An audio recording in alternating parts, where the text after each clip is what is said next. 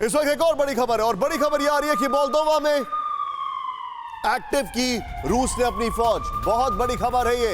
Ukraine को घेरने के लिए रूस की मोल्दोवा ब्रिगेड मोबिलाइज कर दी गई है।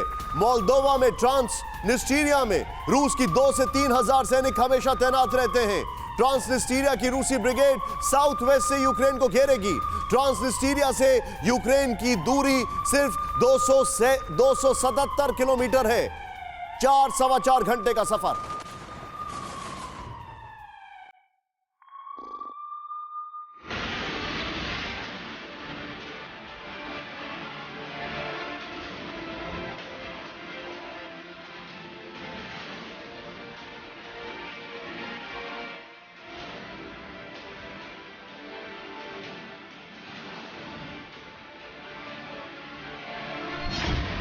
क्या रूस को जवाब देने के लिए नाटो तैयार है?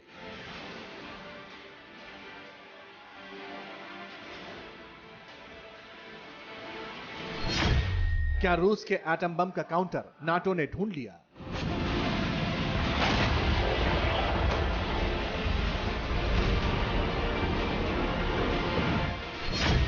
रूस परमाणु बम गिराएगा, नाटो पुतिन की सप्लाई लाइन काटेगा।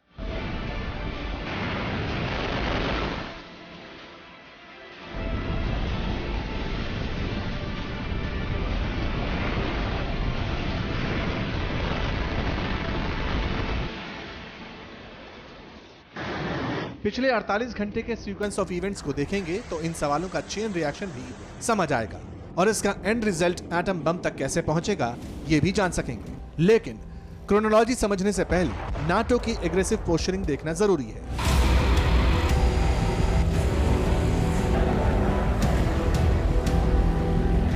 अब तक जो नाटो सिर्फ जेलेंस्की में चाबी भर रहा था, ब्रसेल्स में बैठकर यूक्रेन की बर्बादी का तमाशा देख रहा था, वो नाटो अब अपनी मान से बाहर निकला है।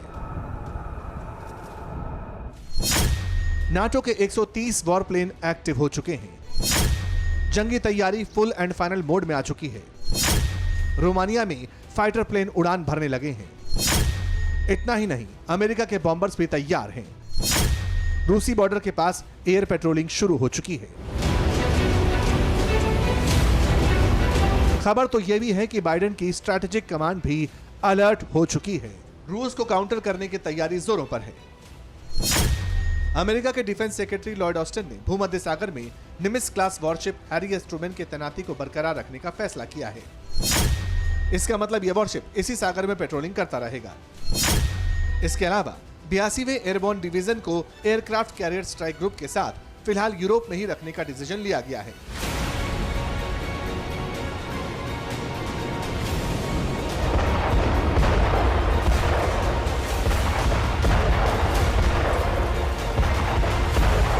लेकिन यह सब अचानक नहीं हुआ। नाटो का यह एग्रेशन रूस के सो कॉल्ड न्यूक्लियर मिसएडवेंचर के जवाब के तौर पर देखा जा रहा है, क्योंकि पिछले 2-3 दिनों में रूस के न्यूक्लियर कमांड के पूरी तरह एक्टिव होने के कई एविडेंस सामने आए हैं। पहले स्वीडन में रूस के न्यूक्लियर बॉम्बर्स ने उड़ान भरी। इसके बाद रूस ने ब्लैक सी और साइबेरिया में सीक्रेट न्यूक्लियर ड्रिल की। ब्लैक सी में मी-14 हेलीकॉप्टर से एटम बम गिराने की रिहर्सल की बात भी सामने आई।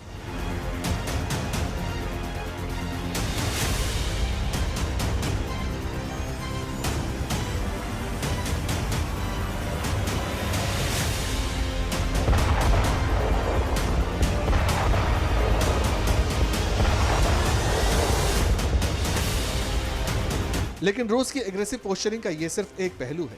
सोर्सेज से तो यह भी पता चला है कि रूस ने नए सिरे से यूक्रेन के खिलाफ हमले की रणनीति तैयार कर ली है और इस बार इग्निशन पॉइंट बना यूक्रेन का बेलगोरोद में हमला।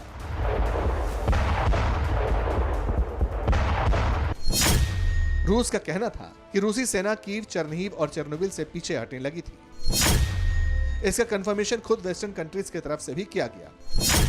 जेलेंस्की ने भी कह दिया कि रूसी सेना के पीछे हटने का नोटिसेबल मूवमेंट देखा गया, लेकिन इसी पीछे हटती हुई सेना पर यूक्रेन आर्मी ने हमला बोल दिया। दूसरी तरफ पहली बार यूक्रेन की आर्मी ने रूस के बेलगोरोद पर ऑफेंसिव स्ट्राइक्स की, तेल डिपो को आग के हवाले कर दिया।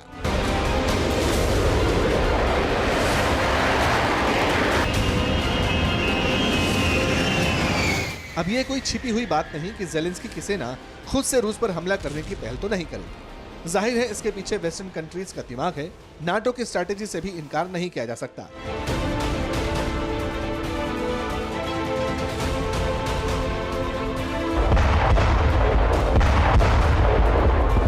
इसीलिए नाटो को लगता है कि रूसी जंग के दूसरे फेज का यह ट्रिगर पॉइंट हो सकता है। नाटो को लगता है कि रूस की सेना बेलारूस में रिपोजिशनिंग कर रही है। बेलारूस पहुंचने के बाद वहीं से इस्कंदर मिसाइल का हमला संभव है। 500 किलोमीटर की रेंज वाली यह मिसाइल 50 किलोटन का न्यूक्लियर वॉरहेड ले जाने में सक्षम है। नाटो को लगता है कि इस्कंदर मिसाइल से कीव और चेरनीहिव जैसे शहर पर लगातार एयर स्ट्राइक्स मुमकिन हैं।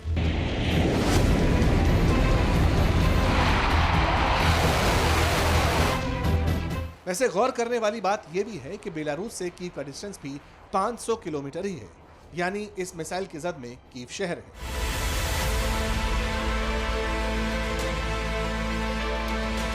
लेकिन नाटो के काउंटर की सबसे बड़ी वजह यह भी है क्योंकि अब रूस ने यूक्रेन के बाद अपने नेक्स्ट टारगेट को भी चुन लिया।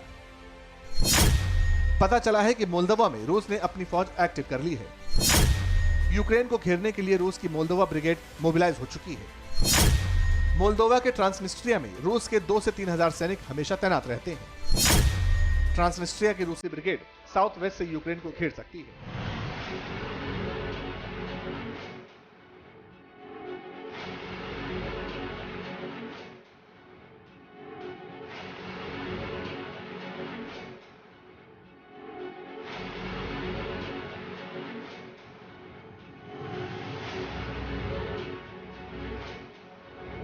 इसका मतलब यह है कि रूस ने यूक्रेन के लिए नया वॉर फ्रंट खोलने का मन बना लिया है। और जिस तरह से पुतिन ने बाल्टिक सागर में, खासकर कैलिनिनग्राड शहर में अपनी न्यूक्लियर फैक्ट्री को स्टैंड बाय मोड पर रखा है, उससे तो लगता है कि ब्लैक सी से लेकर बाल्टिक सागर तक न्यूक्लियर हमले का सायरन किसी भी वक्त बज सकता है।